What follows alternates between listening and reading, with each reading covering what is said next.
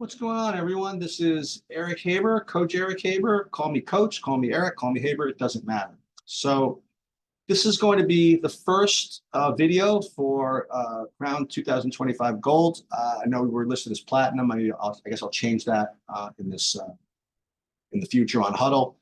And for those of you that are with me for the first time, again, just as a quick intro, I used to coach Lightning teams for quite a while. I think I ran them just different than everybody else. Honestly, I recorded everything, I videoed everything, I did analytics for everything, and gave the kids, I think, a really kind of interesting experience on how to deal with basketball. Chris was my skills trainer for my teams, and after my son went to college, I still wanted to be a part of this. So to help Chris out, I do what I like the most from the coaching. That is, yeah, I do like the coaching, but I love the analytics. I love trying to help kids and coaches get better at basketball by using numbers and by using analysis. This is the third year I've been doing it for Chris, and I hope that everybody learns something. Now, for your age group, this can serve two purposes. One is from a recruiting perspective. You can use all this footage from Huddle to create highlight reels, clips, and things like that to send out to coaches if that's your thing. And we're actually going to do a full Zoom call with Huddle on how to most effectively utilize it for those purposes. And we'll talk a little bit about how you can do that. Just so you guys know in advance, the whole recruiting piece of this whole thing is the least interesting to me at all.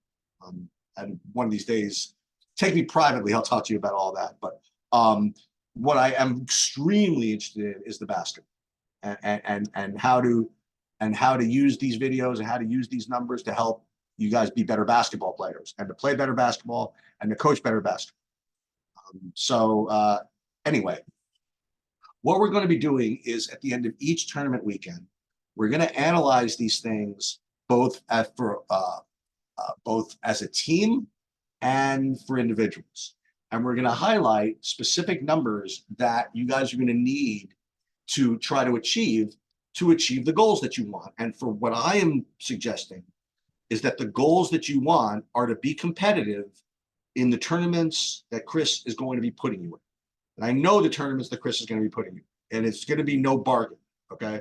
You're going to be struggling against a lot of teams. You're going to be beating some teams. You're going to be beating some team by a decent amount, but you're going to be struggling against top teams. And if you're going to want to compete for big wins in these tournaments, you're going to have to get the numbers that I am prescribing. And that's just based on my analysis of hundreds and hundreds of games of this caliber, okay? So if it seems a little bit aggressive, I don't know what to tell you, but this is what it is. So let's get into the three statistics that I want you guys to remember as we go through these. This is as a team. The three statistics and goals that you're going to need, both on an individual game basis and as a team for the season, is this: effective field goal percentage. What you're going to need, again, it's not going to be easy, but too bad, an effective field goal percentage of about 55%. Okay. If you were playing in like the B League or something like that, or the lower levels and lower brackets, I would say you can get away with 50.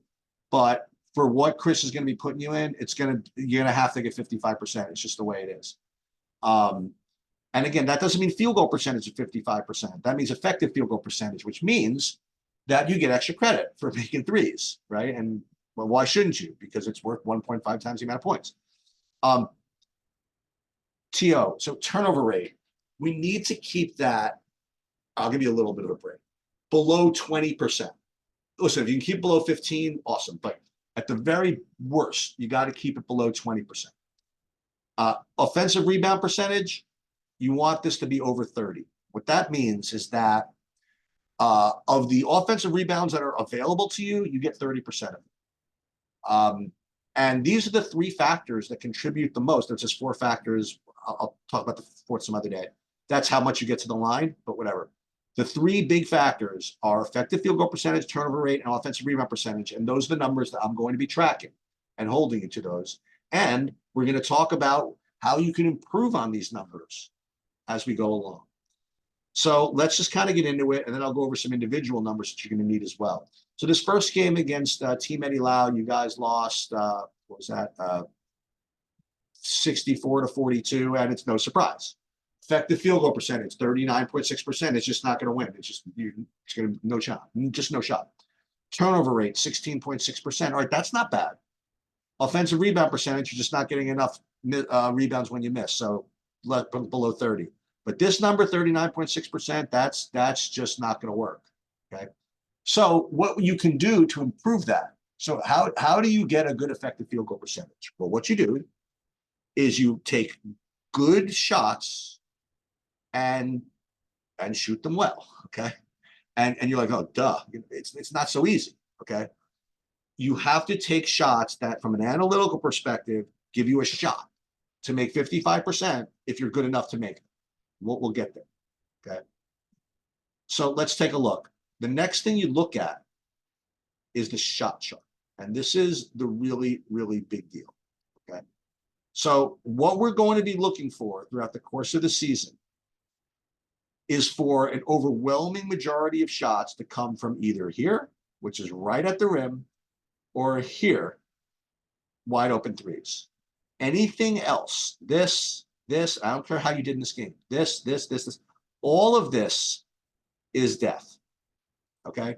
All of these are atrocious shots from an analytical perspective. And I know that even coaches, whatever, they've been brought up to think a certain way. Just forget it. Okay. It's literally not open for debate. It's as if someone is going to explain to me that 3 + 3 is 7. Okay. It's like someone is explaining to me that you're supposed to stick on 15 with a 7 showing. Okay. The math is just indisputable that these shots stink.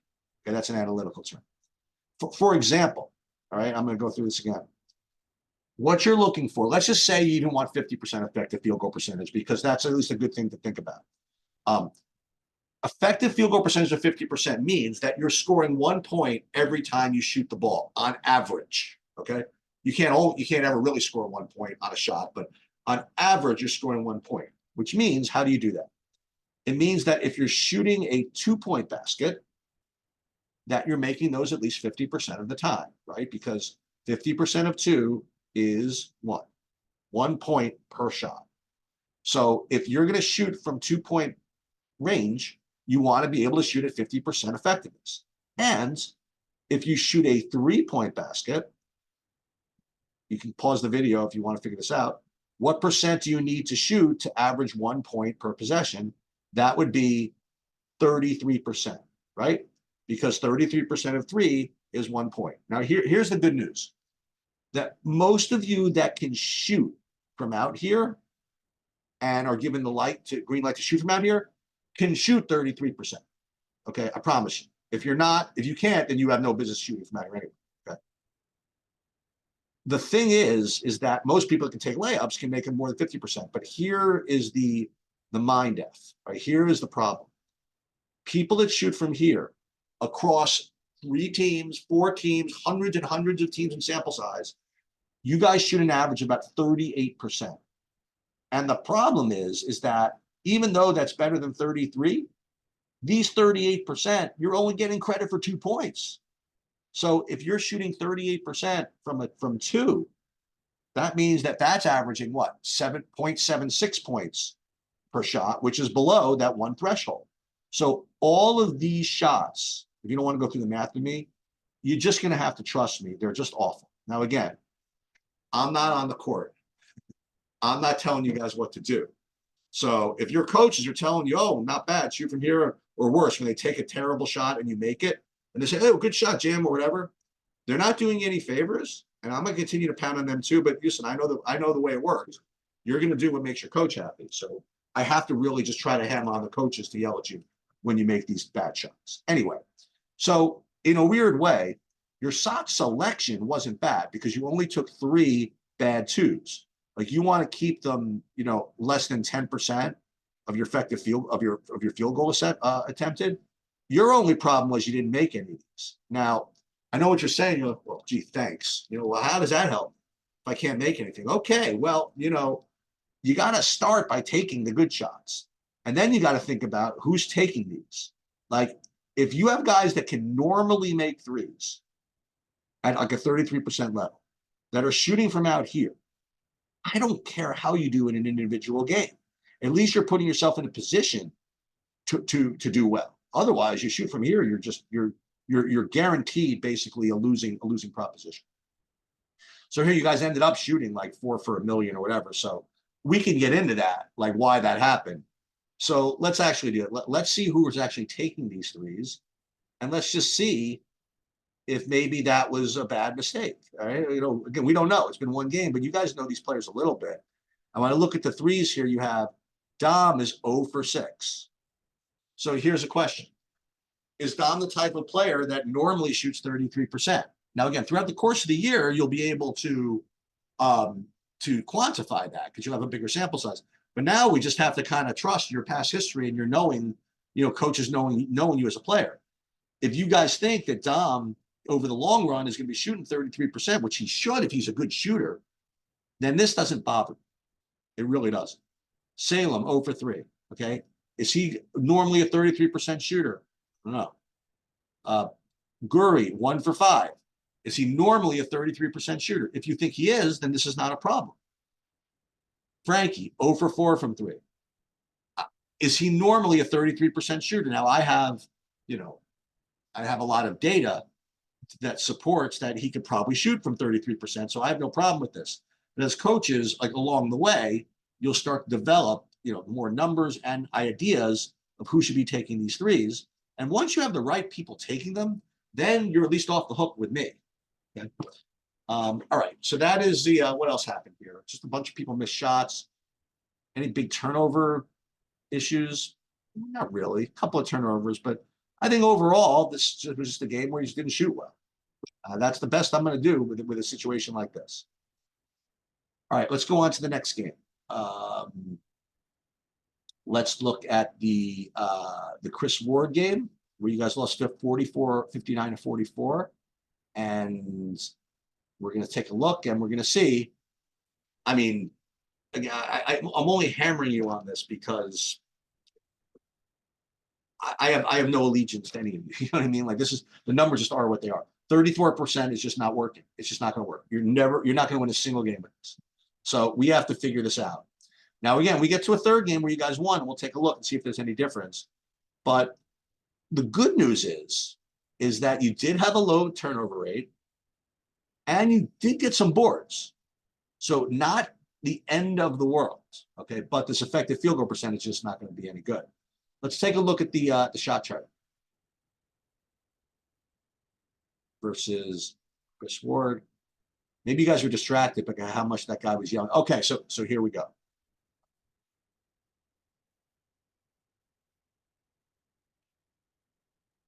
Let's count the bad twos. 2, 4, 8, 10, 13, 16. 16 bad twos out of 57 total shots. Now, if you wanted to, this is a cool little trick. You could actually click through here and see what all these shots look like. Like if I click through here, check this out. You'll actually see, yeah, that's not going to work.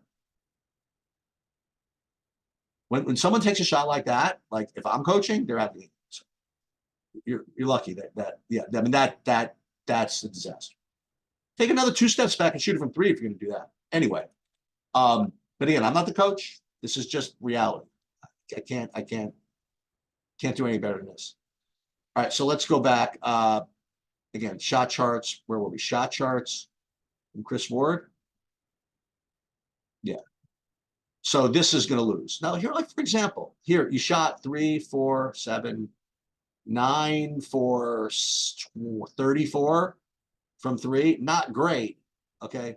But I'd rather you shoot 9 for 34 from 3 than, what is this? 0 for 6, 0 for 8. I mean, this is because my comment is if you're going to miss them anyway, may as well miss them. Okay, where if it did happen to go in, it would be worth something. So, and this is as a coach or as players, you could click through this both individually and as a team to see your shots. Like for example, let's take a look. Let's look at overall. Let's go back to stats by athlete, and we could see who did what. Like for example, we'll see that Dom, there it is, 4 for 9 from three. So that is a light. Okay. It's showing me that 0 for 6 in the last game was an aberration. Okay. And that we continue to have you take threes. Dylan, 0 for 4 from three. Listen, I've never seen you play. I know you're a big dude. Big dudes sometimes can make threes. I don't know the answer. This is a coaching decision, whether you should be taking threes. I don't know your history yet. After about 6 games, I'll be able to tell. Or if listen, if we did it my way, you'd go to the shooting machine at Crown or whatever and do like 500 threes, and then I would see how many you made. And if you made 200 out of 500 with nobody guarding you, I would let you take threes in my game, but that's up to the coach. Will 0 for 2. Again, from what I've seen of you in practice, you should be able to do better than this, so I'm not too worried about that. Fadon, if I pronounce it incorrectly, I apologize. 0 for 3. And again, what you can do is let's say Dylan was 2 for 8 from 2. Let's pick on somebody else. Let's say Randolph was 1 for 5 from 2. You could click through here and click all of his 2s. Check this out. Click through here, and then it will show all of Randolph's 2s. Like there, that one. And then you can gauge whether you think that was a good 2 or a bad 2. We didn't quite get to the rim. Maybe not the end of the world, but I'd like you to get to the rim. And that's tough. It's just tough. It's tough. It's just tough. Anyway, Randolph is not just you. I'm going to pick on everybody at some point this year. Don't worry about it. I promise you, everybody's going to get picked on. You're the one I just happened to click. I could have clicked on Dom's 0 for 6 in the game before. Okay. Let's move on to the last game, which you guys won. So let's look at Beasts. You had 6 kids for this game. Okay. Really, really good performance, guys. Really, really good. You guys, let's look at the team overall. There you go. 62% effective field goal percentage. You do that, you're winning. Look at this. Turnover rate, less than 10. Offensive rebound percentage, over 30. Let's go. This is exactly the numbers that are conducive to winning. So let's see how we did that. I didn't even look yet, but I'm imagining. Let's just take a look. Beasts. Let me check this out. Only 4 bad 2s out of 62 shots. I don't think this is an aberration. This is not a coincidence. This is the way math works. And then we shot wide open 3s, and we hit some today. And that's what it is. You put yourself in a position to make shots that are good shots. And sometimes, the basketball gods just kind of get in the way. And sometimes they don't. And listen, that's not to say you shouldn't practice. Continue to practice and to get, to keep this, get this consistency a little bit better. But this is what happens. Let's look at the individuals for this game. I mean, really, really nice job. Athlete. We had this Connor 4 for 8. Will, there you go, Will. Oh, 5 for 8. Guri 2 for 5. Randolph still struggling. You'll get there. I know you will. Where was Frankie? Where were you, buddy? You could have been part of this. Randolph. We talked about this. Salem didn't shoot it. Salem 4 for 6 from 3. Where are you, Chris? Where are you? 4 for 6 for Salem for 3. Fadon not as good, 2 for 6, but this is what happens. You shoot good shots, you have a chance.